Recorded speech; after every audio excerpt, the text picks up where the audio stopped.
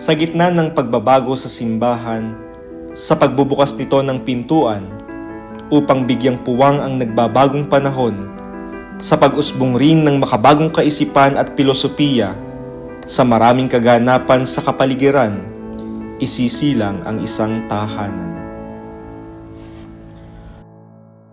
Kung makakapagkwento lamang ang mga haligi na siyang naging piping saksi sa mga kwento ng paglagi, paglisan at muling pag-uwi, parang kailan lang kung paano ang tahanan, halos 5 dekada ng kumakandili sa lahat ng sa kanya'y nananatili.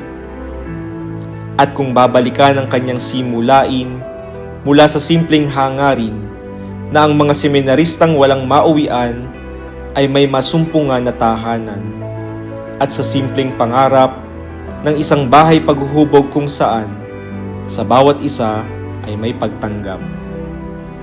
At ang bawat huhubugin ay may paglapat sa lipunan at sa bayan, sa sarili at sa kapwa, at higit sa lahat kay Jesus ang mabuting pastol na siya ring may-ari at puno ng tahanan.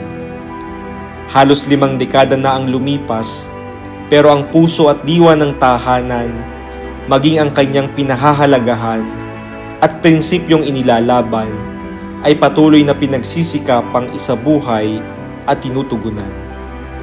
Malayo na ang narating ng tahanan. Marami na siyang hinubog na individual, naging pari man o hindi. Mananatiling tangan ang karukhaan, kababaang loob at katarungan. Marami na ang dito ay tumahan, at palagi niyang pangako, saan man makarating, palaging may tahanan na mauuwian.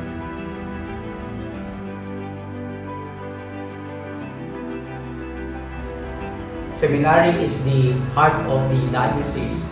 Ito po ang turo ng ating minamahal na inang simbahan. Sa diwa pong ito, tayo po ay nagpapasalamat sa Diyos para sa biyaya ng tahanan ng mabuting pastol, para sa ating diocese ng Imus, at gayon din para sa maraming diocese na kinalinga at pinastol nito. Ngayon pong taon, tayo po ay biniyayaan ng Diyos ng panibagong community trust, ang taon ng tahanan. Ang community trust na ito, ang taon ng tahanan, ay magandang paanyaya po sa atin upang magbalik tanaw sa ating humble beginnings bilang tahanan ng mabuting pastol. At nagpaanyaya din po ang community trust na ito, ang taon ng tahanan, upang ihanda ang ating mga sarili to prepare ourselves for the 50th year of our beloved tahanan ng mabuting pastol.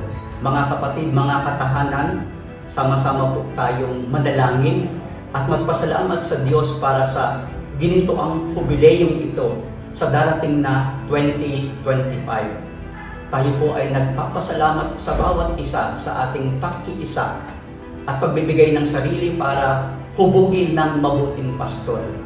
Salamat po sa inyong patuloy na suporta at pagtangkilik sa ating beloved tahanan ng mabuting pastol.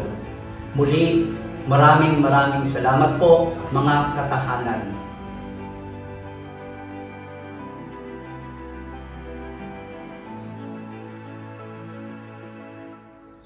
Welcome sa Tahanan ng Mabuting Pastol!